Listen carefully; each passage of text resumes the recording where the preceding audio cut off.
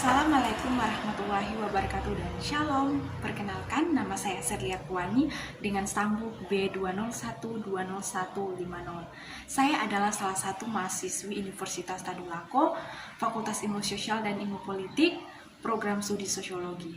Nah, teman-teman, pada kali ini saya akan menjelaskan tentang mata kuliah kajian lingkungan hidup.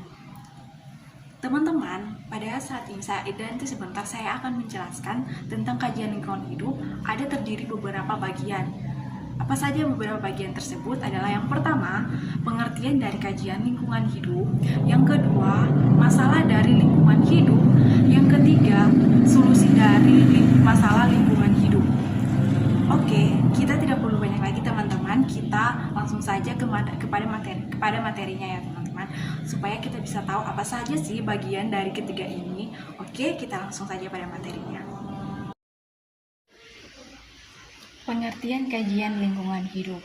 Menurut Undang-Undang Nomor 23 Tahun 1997, lingkungan hidup adalah kesatuan ruang dengan semua benda, daya, keadaan, dan makhluk hidup, termasuk manusia dan perilakunya, yang mempengaruhi kelangsungan berkehidupan dan kesejahteraan manusia serta makhluk hidup lain.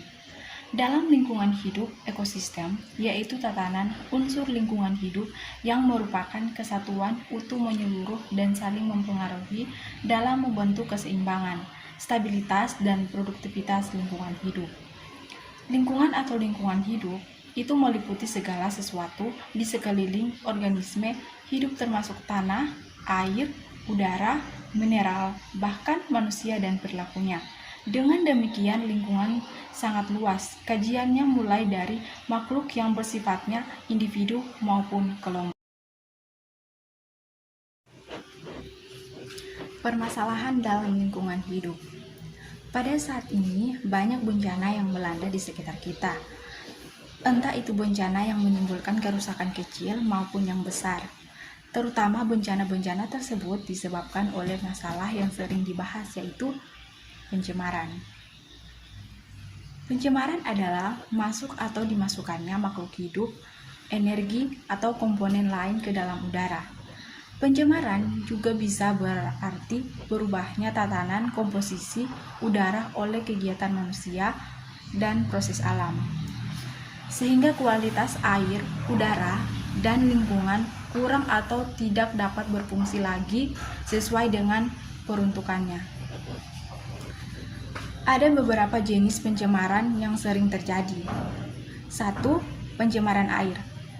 Pencemaran air adalah suatu perubahan keadaan di suatu tempat penampungan udara seperti danau, sungai, lautan, dan sebuah tanah akibat aktivitas manusia. 2. Pencemaran udara. Pencemaran udara adalah satu atau lebih substansi fisik, kimia, atau biolog atmosfer dalam jumlah yang dapat membahayakan kesehatan manusia. Solusi dari permasalahan lingkungan hidup. Lingkungan hidup tidak dapat dipisahkan dari gerakan sedunia untuk membiarkan perhatian lebih besar pada lingkungan hidup.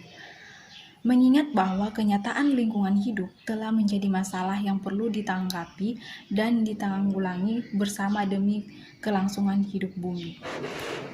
Dengan kata lain, manusia harus melakukan kerjasama dalam membersihkan permukaan tanah dari berbagai macam polutan dan memberikan kesadaran terhadap masyarakat tentang arti lingkungan hidup sehingga manusia lebih mencintai lingkungan hidupnya.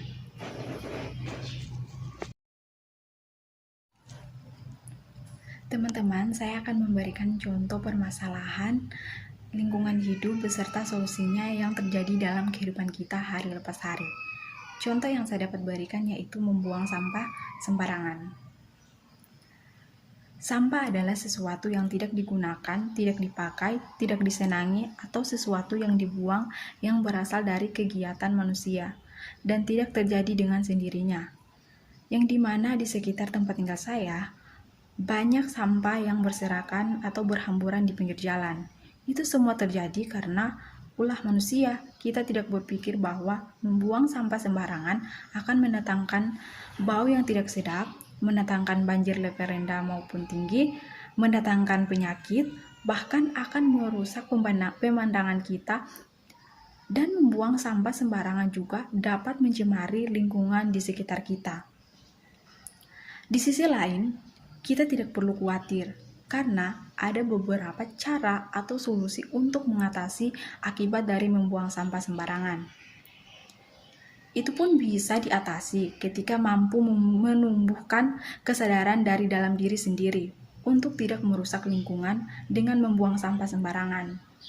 Berikut ini cara untuk memecahkan masalah dari membuang sampah sembarangan. Kita harus membiasakan diri untuk tidak membuang sampah sembarangan.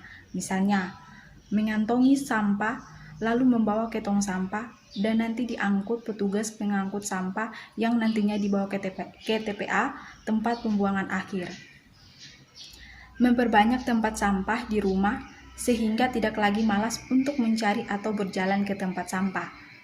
Dan membiasakan tidak menunda-nunda membuang sampah. Jadi, mulai dari sekarang, kita harus membuang sampah pada tempatnya agar kita terhindar dari dampak membuang sampah sembarangan. Oke teman-teman, itulah hasil materi yang saya bisa sampaikan dan saya bisa berikan kepada teman-teman. Semoga materi yang saya berikan, yang saya sampaikan kepada teman-teman bisa bermanfaat. Teman-teman, dari materi yang saya jelaskan, yang saya berikan, kita bisa belajar bersama-sama bahwa jangan membuang sampah sembarangan, tapi buanglah sampah pada tempatnya. Oke teman-teman, terima kasih juga buat teman-teman yang sudah bisa menyimak video saya. Saya ucapkan terima kasih. Wassalamualaikum warahmatullahi wabarakatuh. Shalom.